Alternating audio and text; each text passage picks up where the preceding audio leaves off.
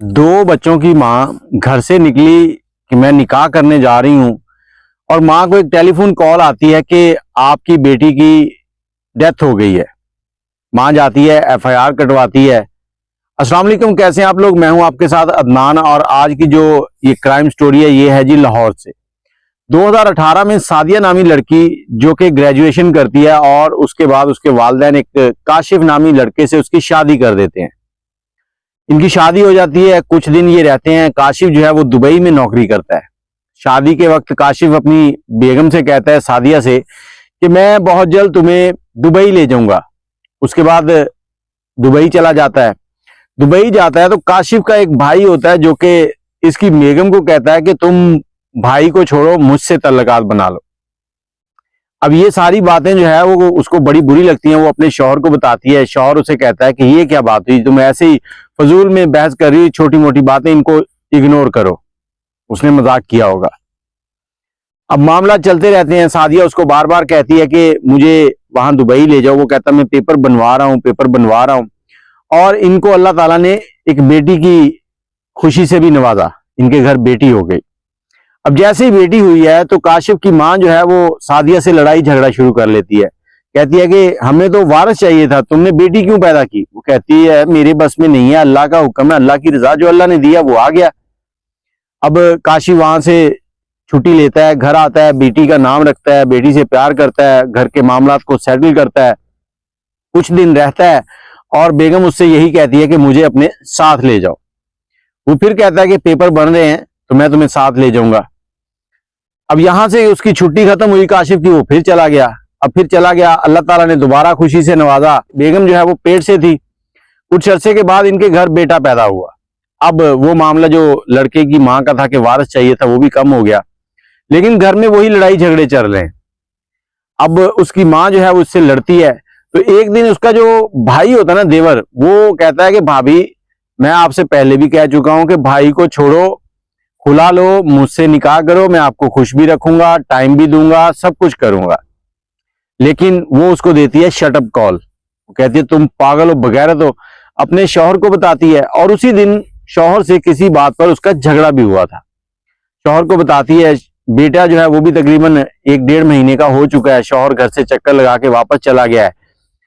शौहर कहता है कि तुम्हारी जो सुबह झगड़ा हुआ है, तुम उस बिना पे मेरे भाई के ऊपर इल्जाम लगा रही हो और हमें आपस में लड़वाना चाहती हो।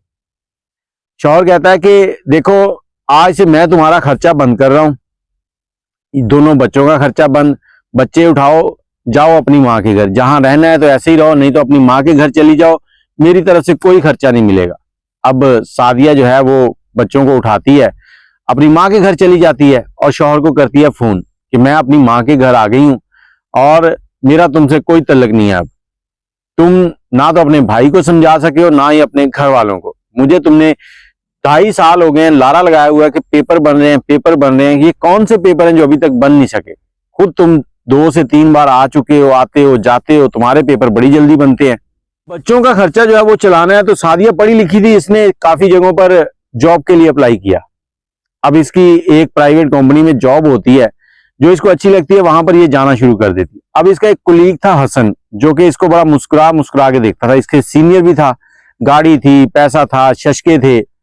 ये भी उसे देखती थी। दोनों एक दूसरे को पसंद करने लगे, आपस में बातचीत होने लगी। ऑफिस के बाद घंटों बाहर बैठना, बातें करनी, गप्पे लगानी। आखिरकार इन दोनों में बात तय हुई। सादिया उसे कहती कि अब तुम मुझसे ना निकाह कर लो। वो कहता कि ठीक है, मैं तुमसे निकाह कर लेता हूं, लेकिन मेरी एक शर्त है। क्या शर्त है भाई? कि मैं तुम्हारे बच्चे नहीं पालूंगा। सादिया कहती है ठीक है, बच्चे मेरी माँ के पास रह लेंगे, इनका बाप तो इनको नहीं पाल रहा, तो मेरी माँ इनको पाल लेगी, मैं उसके पास छोड़ दूंगी। तो उसने कहा ठीक है। अगले दिन सुबह सुबह अपनी माँ को कहती है, माँ आज मैं हसनैन से निकाह करूंगी, हम लोग कोर्ट मैरिज करने वाले हैं, तो शाम में आपको मिठाई खिलाऊंगी। बेटी घर से चली गई। शाम हुई, बेटी वापस आई है, थोड़ा लेट आई है। तो माँ ने पूछा क्या हुआ बेटी, कर लिया निकाह? बेटी कहती नहीं माँ जी, आज हसनैन को कोई काम पड़ गया था तो इसलिए उसने उधर जाना था, मैंने उसे कहा आज नहीं कल कर लेंगे, कोई बात नहीं। अब सुबह से ही, सुबह मामूल के मुताबिक बेटी घर से निकलती है और हसनैन के साथ उसने निकाह करना है। दोपहर के टाइम माँ को फोन आता है अननोन नंबर से कि आपकी बेटी जो है वो जल गई है, झुलस गई है, लाहौर जिन्ना हॉस्पिटल के फलां वार्ड है, वहां पर वो इस वक्त है, आप जल्दी से आ जाएं। माँ भागती भागती वहां पहुंची है। पहुंचकर क्या देखती है कि वाकई उसकी बेटी जो है वो झुलसी हुई है और 65% उसका जिस्म जो है ना वो झुलस चुका है। माँ बेटी से पूछती है कि हुआ क्या है। कहती माँ ये हसनैन ने मेरे ऊपर पेट्रोल डालकर मुझे जला दिया है। पुलिस को बुलाया जाता है, पुलिस आके रिपोर्ट दर्ज करती है, क्योंकि ये झुलसे हुए जो मरीज होते हैं ना, इस तरह के मामला जो होते हैं झगड़ों वाले, उनके जब तक पुलिस रिपोर्ट ना बनाए डॉक्टर इलाज नहीं शुरू करते।